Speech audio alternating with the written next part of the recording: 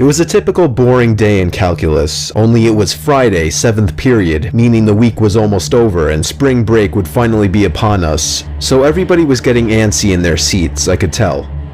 We didn't have a test that day like a lot of my friends did with their other teachers, so our teacher in the middle of class just decided to start playing games with us on sporkle.com. He was a very laid-back teacher like that.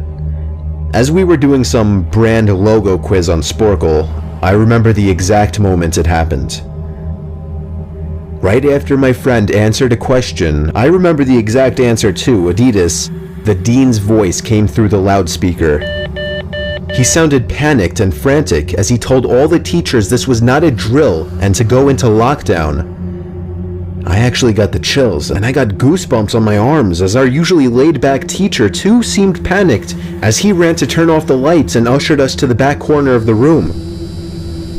We all sat in silence for about 2 minutes, and then the usual buzzing that came from a panel in the back of the room ceased, indicating that the school must have cut all the power. We all looked at each other, realizing this must be serious. A few more minutes of waiting later, we heard a man screaming at the top of his lungs coming down the hallway. 2 girls in the class actually started crying, which made all of us even more scared. As the screaming got closer to the classroom, the lunatic-sounding man started banging on the lockers while screaming, "I'll kill all of you." It was at that moment that I started to fear for my life. My teacher shushed us as we all looked at each other to see our peers' reactions. The banging then moved from the lockers to our classroom door. And that's when one of the crying girls screamed no. The banging on the door only grew worse as the man started screaming, "Open up." 2 of the girls in the class were crying out loud now. It felt like an eternity that man was pounding at the door, but eventually he finally continued down the hallway, screaming like a mentally insane person until we could not hear him anymore. I'd say 10 minutes later, though it felt like half an hour given the situation, the dean came back on the loudspeaker explaining the situation, which was surprising for him to do. He explained that some apparently mentally unstable person entered the building and assaulted the woman sitting at the front desk, causing her to flee the building screaming, and staff wasn't sure if the man was armed or not. Now this was before the school had cameras or could afford proper security, so the school was wide open to something like this happening. The staff had done a sweep of all the hallways and classrooms and couldn't find him, so the dean instructed the teachers to resume teaching but to keep all the doors locked and to not let any students leave for any reasons. The most disturbing part, however, is that one of the janitors working the night shift found the man sleeping in one of the storage closets near the back end of the school, and according to rumors that were spread by my peers, sticking out of his pocket was a .44 Magnum. The janitor must have done something stupid to wake him up, for example, leaving the closet door open, because by the time a police officer could arrive on the scene, the man was gone. My entire class, as far as I know, to this day, has no idea if this man was ever found, but I like to think that right now, he's being given the proper help that he needs.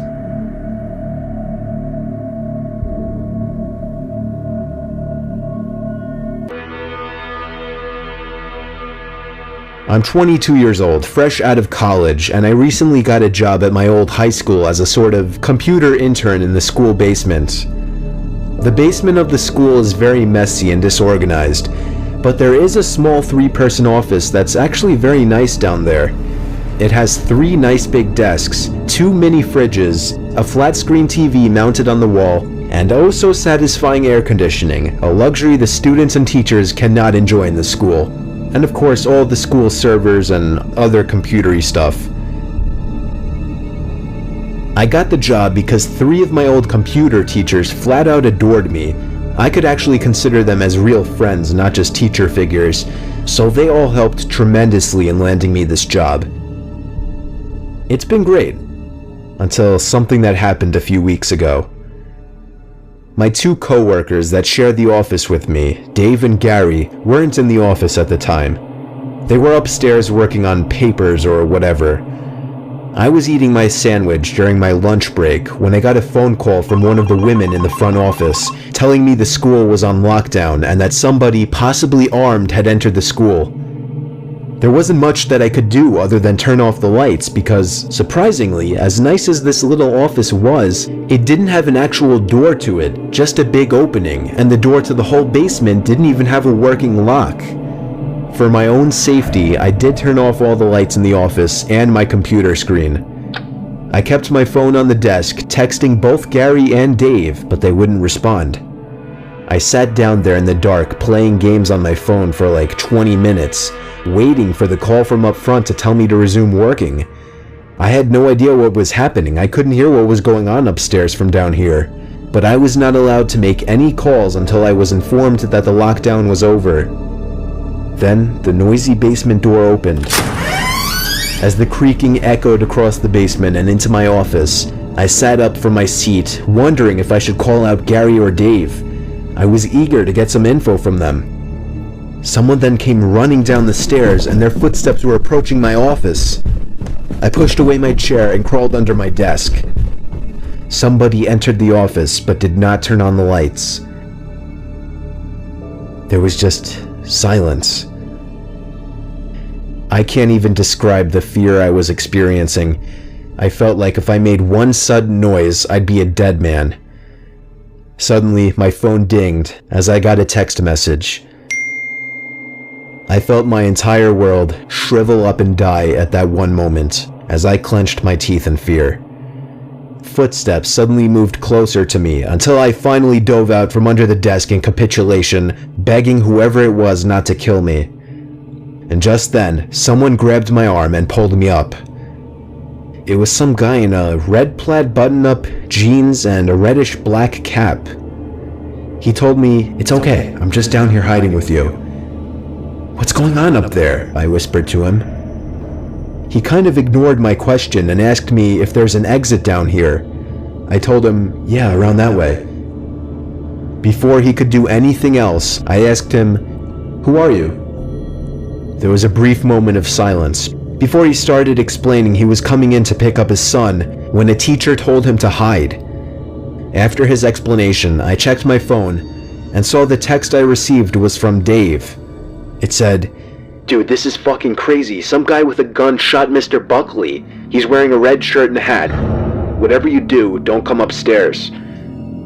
I was about to reread that text out loud to the man until I realized. I looked up and felt my stomach sink.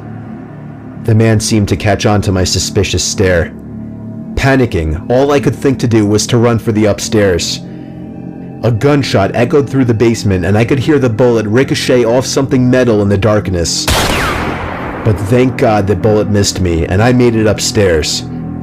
Fortunately, police were waiting at all exits, including the basement exit, and caught the man the second he opened the door. More good news, our teacher Mr. Buckley survived the gunshot. It was later determined that the man and Mr. Buckley had some beef for whatever reason, but that was never revealed. All we know is that Mr. Buckley couldn't have done anything that would have warranted this kind of reaction. And I know that the sound of that gunshot will forever echo in my mind.